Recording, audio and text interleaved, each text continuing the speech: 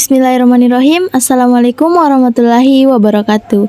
Halo semua, perkenalkan saya atas nama Fitri Pujalestari dengan NIM 230501501501019, Program Studi Pendidikan Bahasa dan Sastra Indonesia, Fakultas Bahasa dan Sastra, Universitas Negeri Makassar.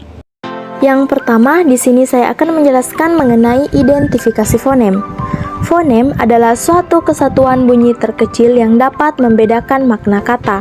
Cara mengetahui sebuah bunyi adalah fonem atau bukan, kita harus mencari yang disebut pasangan minimal atau minimal pair, yaitu dua buah bentuk yang bunyinya mirip dan berbeda sedikit.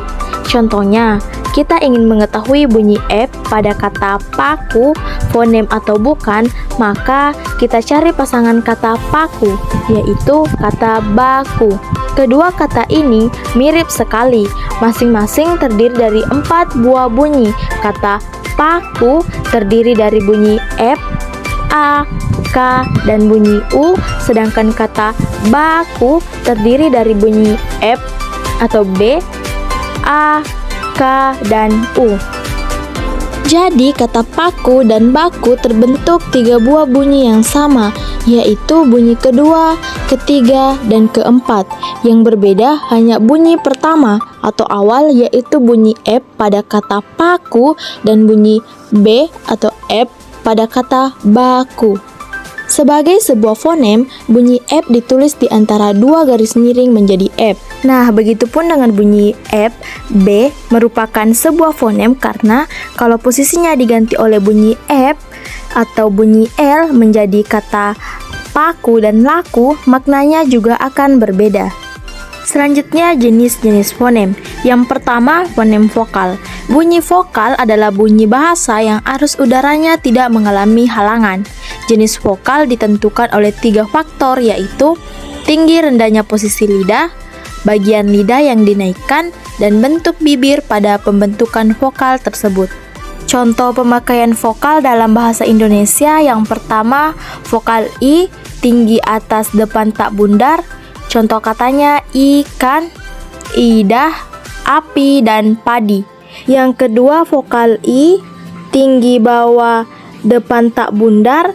Contoh katanya kering, piring, dan dering. Yang ketiga, huruf E, tengah atas depan tak bundar. Contoh katanya ekor, sate, dan tempe. Yang keempat, vokal E, tengah bawah depan tak bundar. Contoh katanya bebek dan nenek. Hurufnya seperti angka 3 yang terbalik. Yang kelima, vokal E, tengah atas pusat tak bundar. Contoh katanya emas, bandeng, dan tante. Yang keenam, vokal A, rendah atas pusat tak bundar. Contoh katanya papa, mama, dan apa. Yang ketujuh, vokal U, tinggi atas belakang bundar. Contoh katanya unggas, ungu, dan pintu. Yang kedelapan, vokal U kapital, tinggi bawah belakang bundar. Contoh katanya sarung, burung, dan karung. Yang kedelapan, vokal O, tengah atas belakang bundar. Contoh katanya obat, soto, dan toko. Yang ke-10, huruf O, tengah bawah belakang bundar. Contoh katanya ongkos, toko, dan balon. Selanjutnya jenis fonem diftong. Fonem diftong yang ada dalam bahasa Indonesia adalah fonem diftong aye, diftong au, awe, dan diftong oi, oye. Ketiganya dapat dibuktikan dengan pasangan minimal.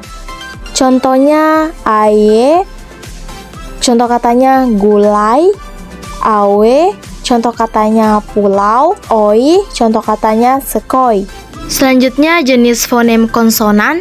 Yang pertama, kedua, ketiga, dan keempat adalah konsonan bilabial yang terjadi apabila 2 bibir tertutup. Yang pertama, huruf F, konsonan bilabial hambat bersuara. Yang kedua, F, konsonan bilabial hambat tak bersuara. Yang ketiga, M, konsonan bilabial nasal. Dan yang keempat, huruf W, konsonan bilabial semivokal. Yang kelima, konsonan labiodental, ialah bunyi yang terjadi dengan cara merapatkan gigi bawah dan bibir atas. Misalnya huruf F, konsonan labiodental, geseran tak bersuara. Selanjutnya, konsonan alveolar, ujung lidah dan ceruk gigi atas. Contohnya pada huruf D, atau T, N, L, dan R. Selanjutnya, konsonan lamionalveolar, daun lidah dan pangkal gigi. Contohnya huruf Z dan huruf S. Selanjutnya, konsonan laminopalatal, daun lidah dan langit-langit keras. Contohnya huruf SY, SY, NY, J, C, dan Y. Selanjutnya, konsonan dorsovelar, pangkal lidah dan langit-langit lunak. Contohnya pada huruf G, K, NG, dan X. Selanjutnya, konsonan laringal, geseran bersuara, contohnya huruf H. Dan konsonan glotal, hambat, contohnya tanda tanya. Selanjutnya, realisasi fonem vokal.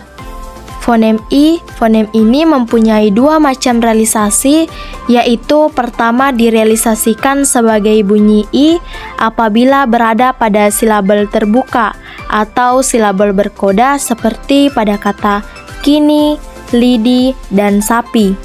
Yang kedua direalisasikan sebagai bunyi I dengan huruf kapital apabila berada pada silabel tertutup atau silabel berkoda seperti pada kata batik, ambil, dan lirik.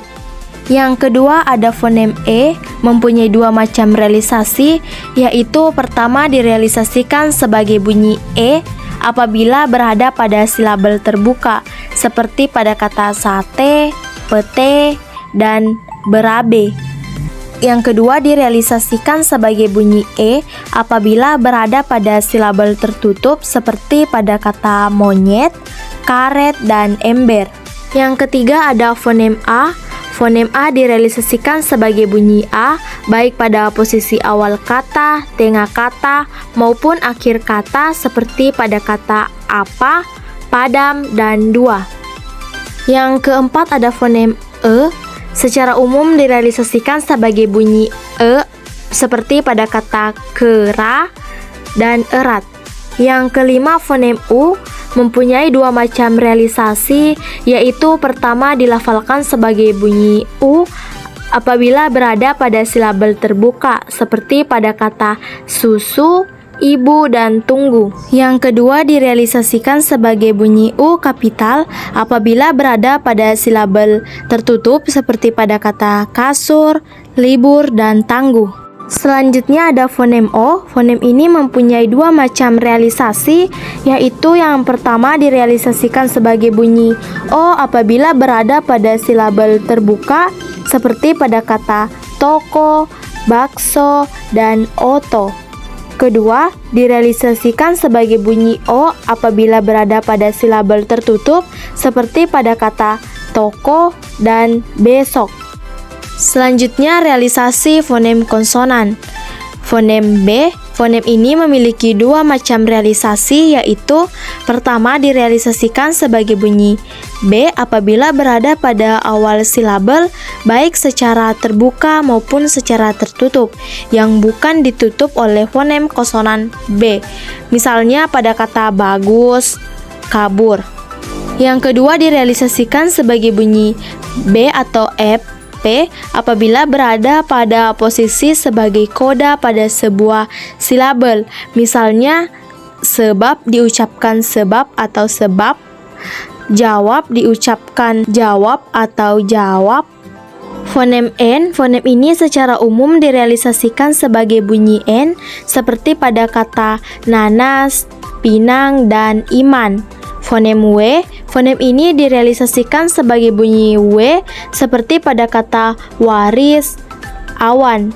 Fonem F, fonem ini secara umum direalisasikan sebagai bunyi F seperti pada kata pikir, kafe, dan aktif. kata sarapan asing yang secara ortografi ditulis dengan huruf W seperti kata vitamin dan rival. Ada fonem D.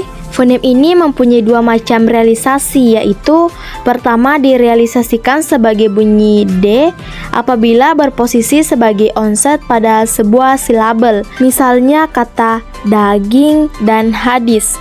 Kedua direalisasikan sebagai bunyi T dan bunyi D bila berposisi sebagai koda pada sebuah silabel, yaitu misalnya kata abad dilafalkan abad atau abad, kata ahad dilafalkan ahad atau ahad. Selanjutnya fonem L. Fonem ini direalisasikan sebagai bunyi L baik sebagai onset maupun sebagai koda pada sebuah silabel, seperti pada kata lari, halal, dan batal. Fonem R. Fonem ini direalisasikan sebagai bunyi R baik sebagai onset maupun sebagai koda pada sebuah silabel, misalnya ribut, karet, dan kabar. Selanjutnya fonem Z. Fonem ini direalisasikan sebagai bunyi Z apabila sebagai onset pada sebuah silabel, misalnya kata zaman dan zakat. Bila sebagai koda dilafalkan sebagai bunyi Z atau bunyi S, misalnya pada kata aziz. Selanjutnya fonem S. Fonem ini direalisasikan sebagai bunyi S baik sebagai onset maupun sebagai koda pada sebuah silabel, misalnya pada kata sakit, pesan, dan kamus. Selanjutnya fonem sya, SY. Fonem ini direalisasikan sebagai bunyi sya baik sebagai onset maupun sebagai koda, misalnya kata syarat dan syah bandar. Fonem J. Fonem ini secara umum direalisasikan sebagai bunyi J seperti pada kata jalan, jujur, dan ajal. Fonem J tidak pernah berposisi sebagai koda. Selanjutnya fonem C. Fonem ini secara umum direalisasikan sebagai bunyi C seperti pada kata cari, acar, dan cacar. Fonem ini tidak pernah berposisi sebagai koda. Selanjutnya fonem Y. Fonem ini selalu direalisasikan sebagai bunyi Y seperti pada kata yatim, ayun, dan yayasan. Fonem ini tidak pernah berposisi sebagai koda. Selanjutnya fonem G. Fonem ini mempunyai dua macam realisasi, yaitu pertama direalisasikan sebagai bunyi G apabila berposisi sebagai onset, misalnya pada kata gajah, agar, dan gagal. Yang kedua direalisasikan sebagai bunyi G atau K apabila berposisi sebagai koda, misalnya kata gudeg dilafalkan gudeg atau gudeg, kata gerobak dilafalkan dengan gerobang atau gerobak.